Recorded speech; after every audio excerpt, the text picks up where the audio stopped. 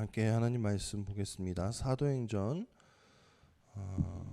5장 1절에서 11절까지 말씀입니다.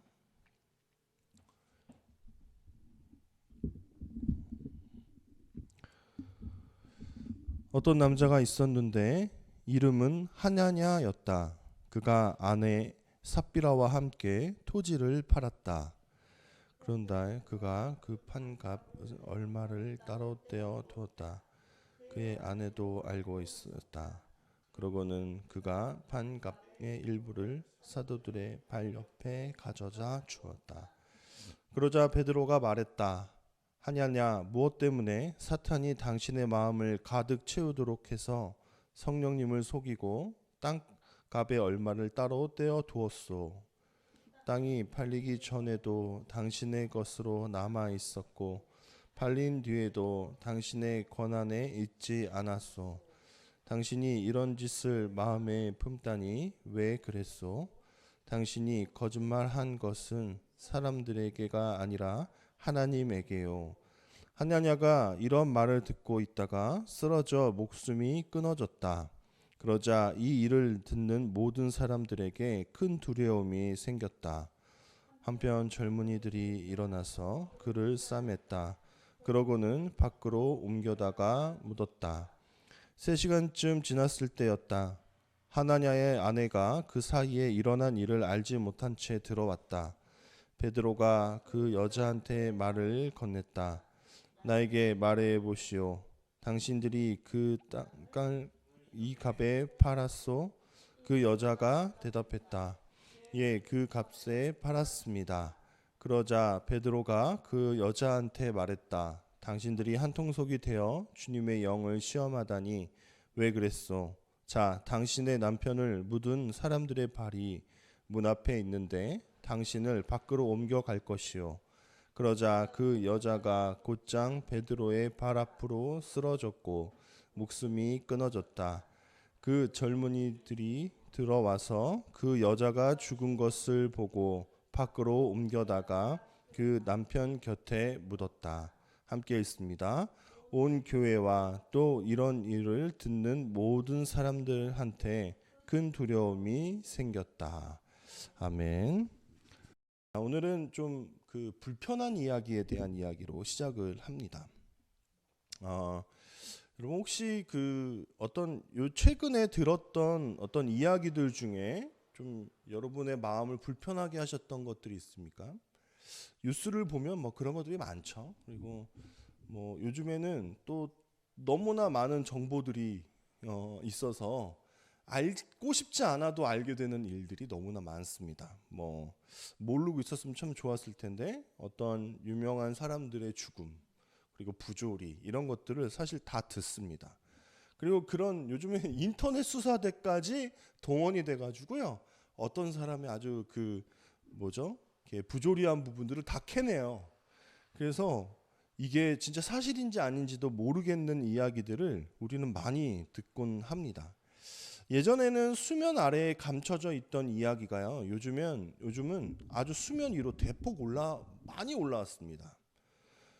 인간 같지도 않은 사람들 않는 그런 어떤 잔인한 그 사이코패스 살인마들의 이야기. 옛날에는요 어땠죠? 그냥 그랬대 정도였습니다. 그러니까 뉴스를 통해서 듣는 거는 되게 일부분 몇 명을 살해했대 뭐 이런 정도만 듣거든요. 살인의 추억이라는 그런 영화나 이런 것들이 정말 그 사이코패스들의 그 어떤 이야기를 다뤘다라는 것을 우리가 영화로 접하기 전까지는 사실 그렇게 그런 일들이 우리가 사는 세상에서 일어났는지에 대해서 잘 몰랐습니다. 근데 요즘은 어떠냐면 프로그램들이 많이 생겨났어요. 제가 전에도 얘기했었는데 뭐 요즘에 뭐 권일용 교수뿐만 아니라 많은 프로파일러들이 화면에 그 프로그램들을 이렇게 나눠 가져서 막 하면서요. 모르던 살인 사건부터 뭐 성폭행 이런 일들을 다 얘기를 듣습니다. 불편하게 하는 거죠. 우리를 불편하게 합니다.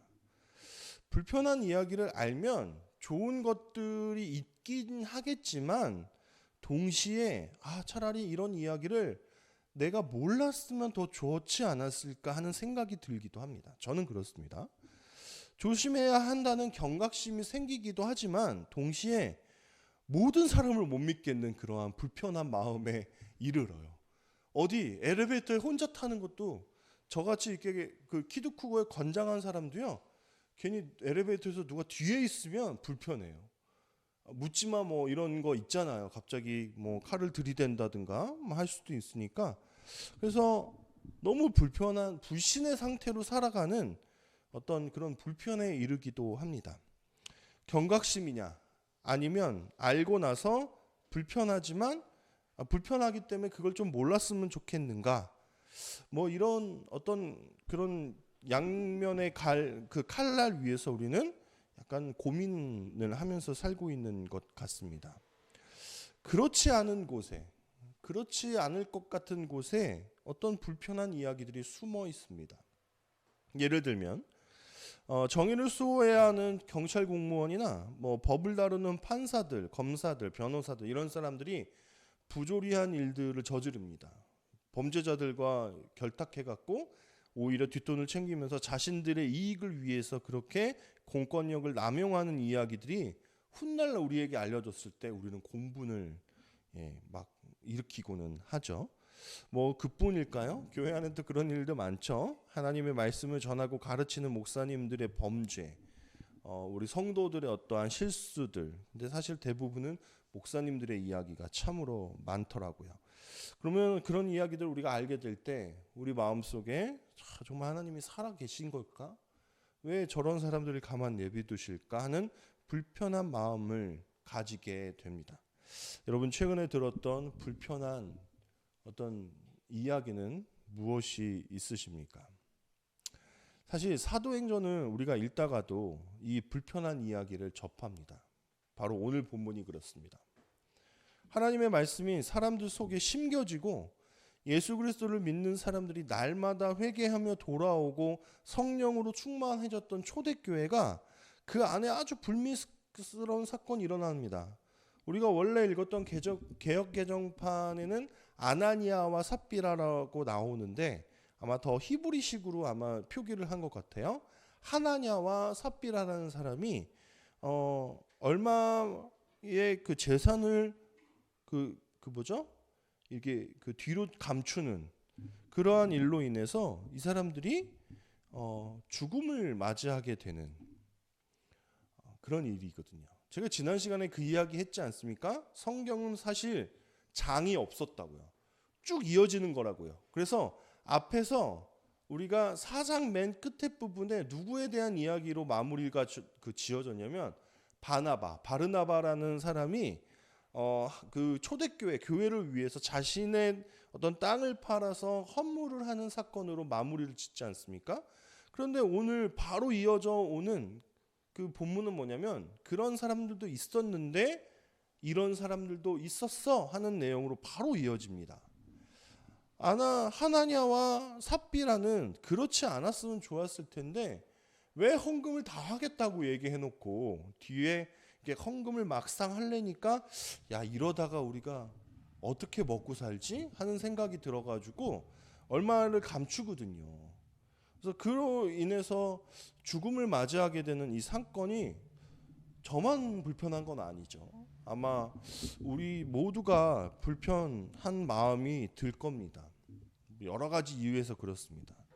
근데 가만히 저는 이 본문을 묵상할 때 그런 마음이 들었습니다. 아니 오늘날에 비하면요, 사실 하나냐와 삽비라가 저지른 범죄는요 아무것도 아닙니다.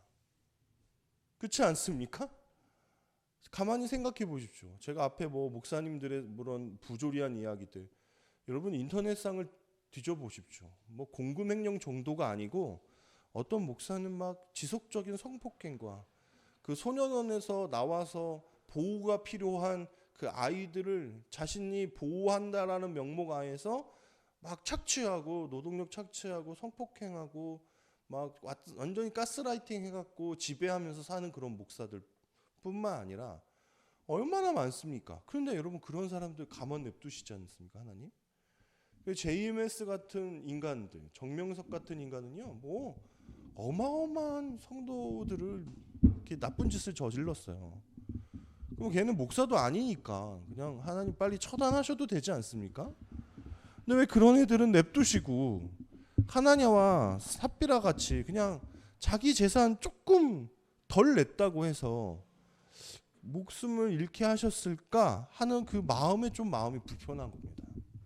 저는 수도 없이 그런 적이 많습니다. 고백하건대 감사한금 5만 원 할까? 고민하다가 이번 달 좀 힘드니까 3만 원만 해야지. 근데 제가 처음에 품었던 그 5만 원을 하지 않았기 때문에 저는 그 자리에서 죽음을 맞이했습니까? 아니에요. 하나님은 제가 5만 원을 하든 3만 원을 하든 또 기뻐하시면서 그것도 하나님의 일에 사용하시는 분이었거든요. 근데 왜 유독 하나냐와 삽비라한테는 이렇게 하나님이 이렇게 아주 그 철저하게 이들을 심판하셨는가에 대한 이야기가 저로 하여금 좀 불편하게 이야기합니다. 생각 들게 합니다.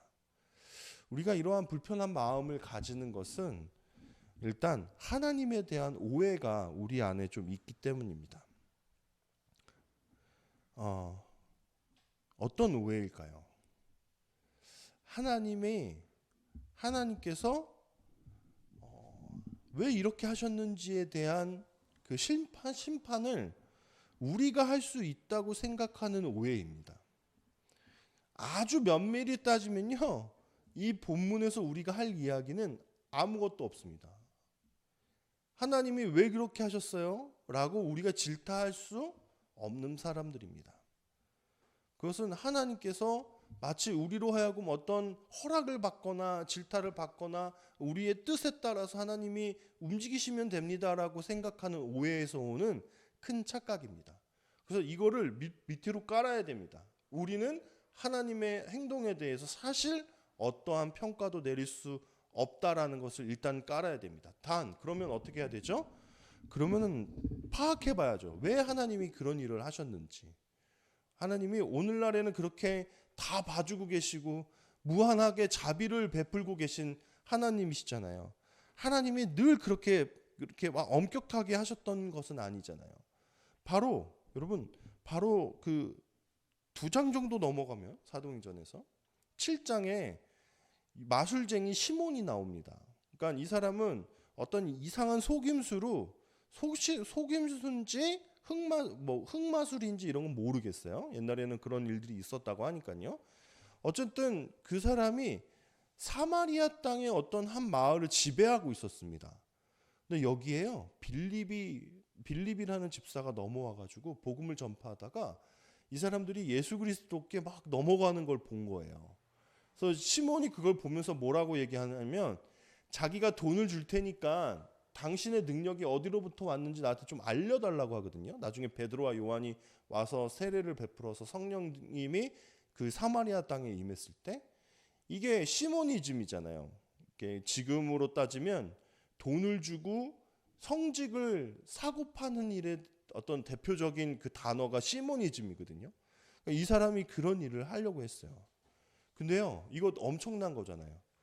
어떤 사람은 이렇게 얘기합니다. 성경에 혹 사함을 받지 못하는 죄가 하나가 있는데 그게 뭐냐? 마치 성령을 욕되게 하는 일, 회방하는 일이라고 이렇게 적혀 있잖아요. 그렇죠? 근데 이게 일이 뭔지를 몰라요. 명확하게 몰라요. 그게 해석이 다 다릅니다. 또 어떤 이들은요, 이 사람이 했던 이 행동, 성령을 자기가 막 부릴 수 있다고 생각하거나 하는 것이 이 사람이 사함받지 못할 가능성이 큰 죄다라고 얘기하는 분들이 있었거든요. 근데 우리는 모르지 않습니까? 시몬이 사함을 받았는지 못 받았는지 그건 모릅니다. 성령을 마음대로 부리려고 했던 것도 아닌데 하나냐와 삽비라는 왜 죽음을 맞이했을까? 이 일은 하나님께서 우리에게 본보기 삼으신 겁니다. 왜냐하면 초대교회의 순수성을 지키기 위한 하나님의 눈물이 서린 결단이었습니다. 하나냐와 삽비라가 소위 잘 나가는 그 초대교회의 그 내부의 어떤 위기를 가지고 왔습니다. 지금 한창 좋을 때거든요. 외부로부터 위기가 있었음에도 불구하고 초대교회는 그것을 기도하면서 잘 넘길 수 있는 공동체였거든요. 그런데 문제가 내부에서 터집니다. 하나님께서 어떻게 하셔야만 했을까요? 그 싹을 뿌리 뽑으실 수밖에 없었던 겁니다. 그래서 그 일이 늘 일어나는 일이 아니라 아주 단편적으로 이례적으로 그 초대교회의 순수성을 하나님께서 지키고자 하셔서 하나니아와 삽비라를 데려가실 수밖에 없었다라는 결론에 우리는 이를 수 있습니다. 그래서 이 안에 이러한 두 사람의 죽음을 보면서 우리는 이러한 마음들을 갖게 돼요. 앞에서 이야기했던 불편함의 요소가 생겨나는데 두 가지입니다. 하나는 어떻게 이렇게 사람이 변질되지? 아마 하나니아와 삽비라도 처음에는 그 하나님을 향한 그 순수한 마음과 사랑이 있어서 전 재산 다 드릴게요 라는 어떤 마음이 있었을 거예요. 혹은 모르죠. 바나바가 이렇게 하니까 나도 좀 사람들한테 인기를 끌고 싶은데 하는 마음에서 처음에는 호기 있게 막 장담했다가 나중에는 그러고 싶지 않은데 이렇게 됐을 수도 있고요. 어쨌든 처음에 마음에는 하나님 어떤 자기가 하나님께 다 드리고자 하는 마음이 있었습니다. 그런데 변질되었죠. 여기서 우리는 깨달아야 됩니다. 우리 안에 만약에 어떤 설교를 듣다가 어떤 말씀을 듣다 어떤 책을 보다가 어떤 영상을 보다가 만약에 우리 안에 불편한 마음이 찾아들면요, 그거는 경고입니다. 뭐냐?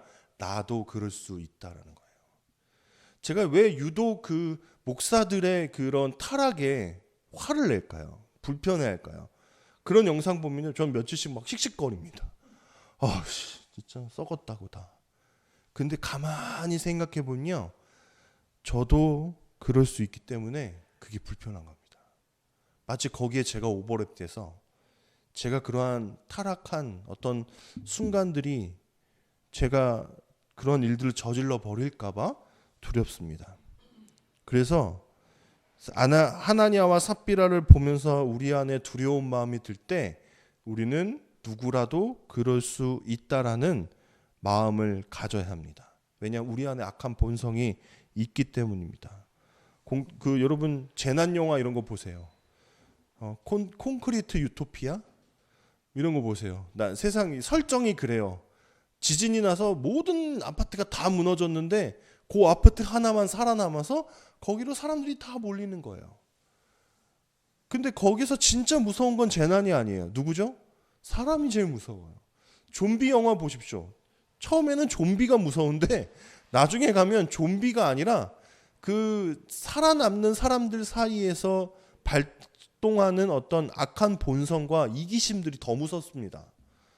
어떤 옛날에 제가 어떤 청소년 친구들 데리고 청년들 데리고 갔나? 하여튼 뭐 조이 코리아 이런 거 막 갈 때 거기에서 김남국 목사님이 오셨어요.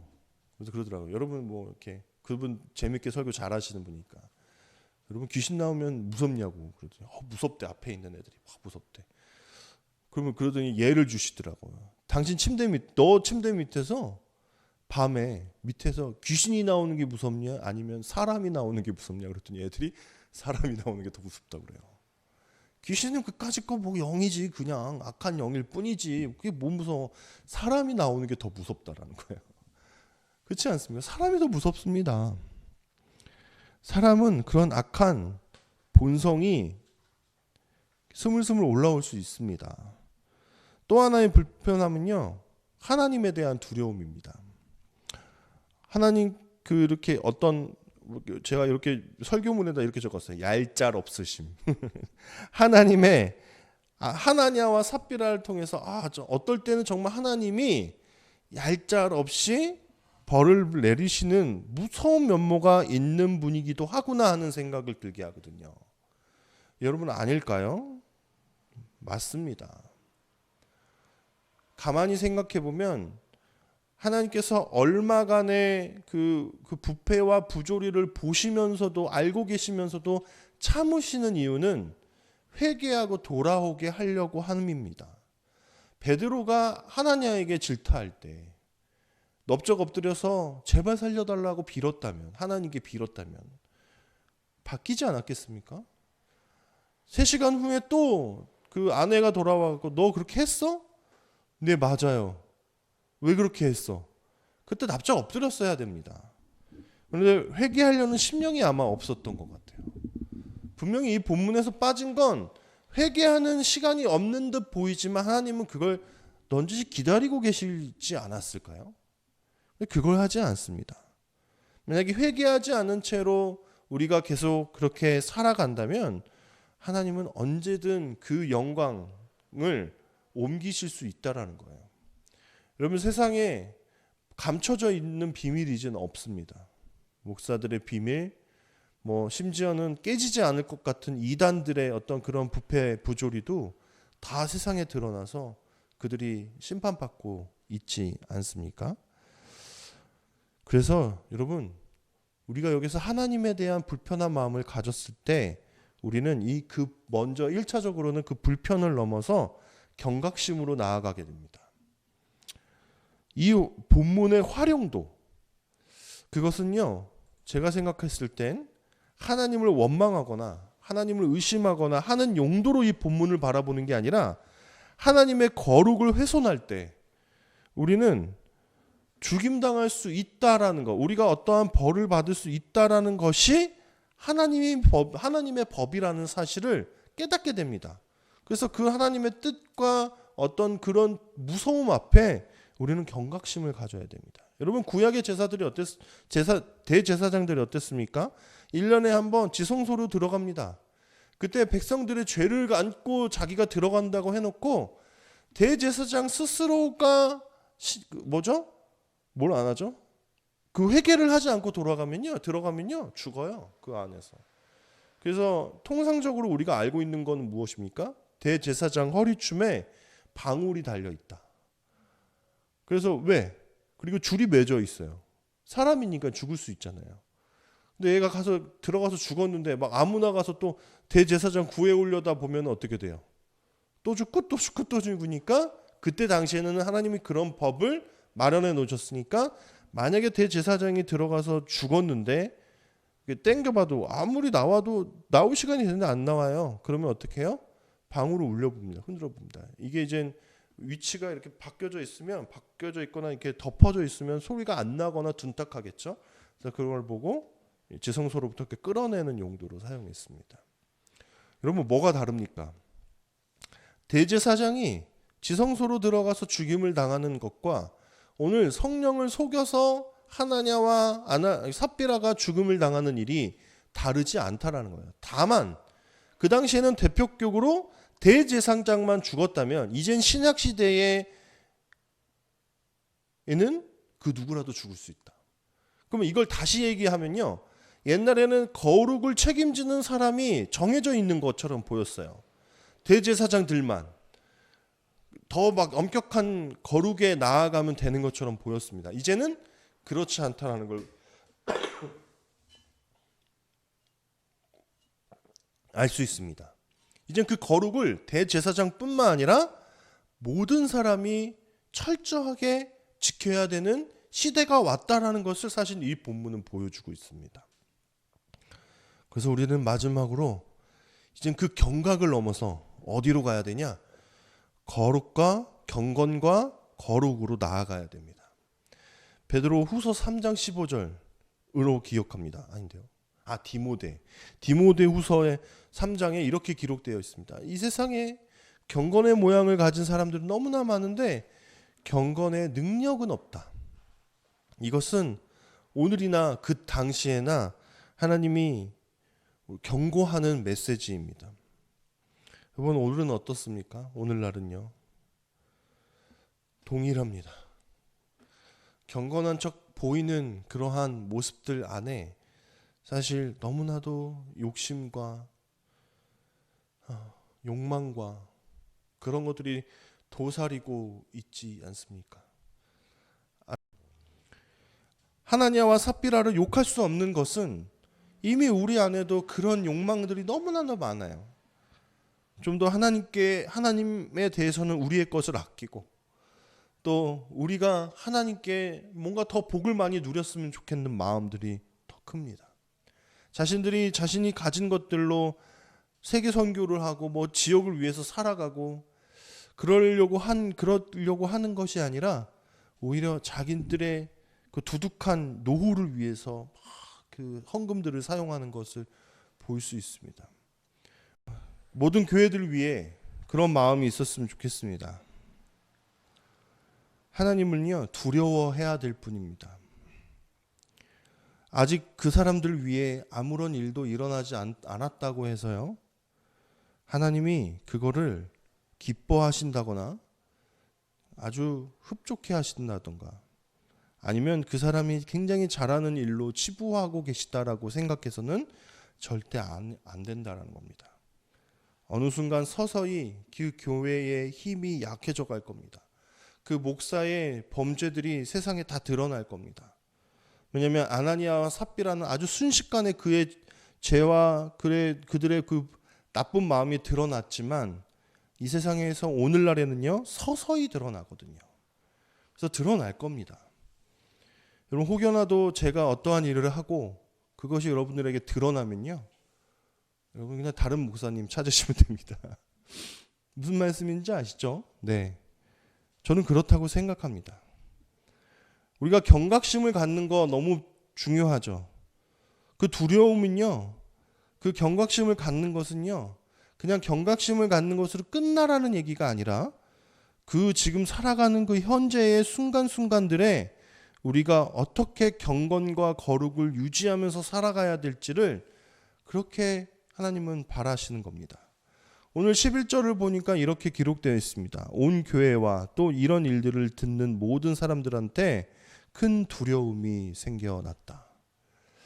그동안은 계속 하나님의 말씀이 왕성하게 그 교회를 막 축제 분위기로 만들어 갔는데요.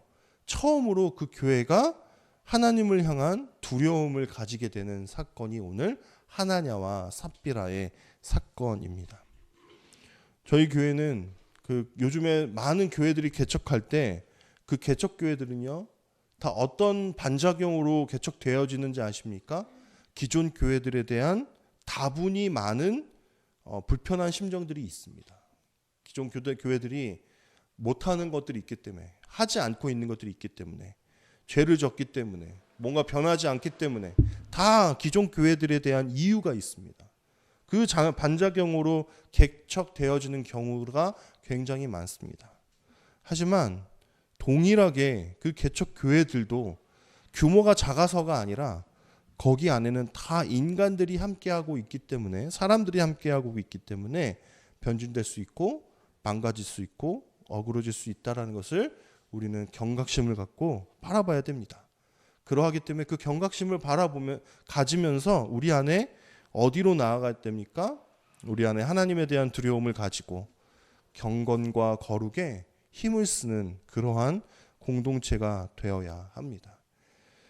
우리 함께 걷는 교회는요, 여기에 저희가 가지고 있는 모토 중에 하나가 뭐냐면 하나님과 함께 걷고입니다.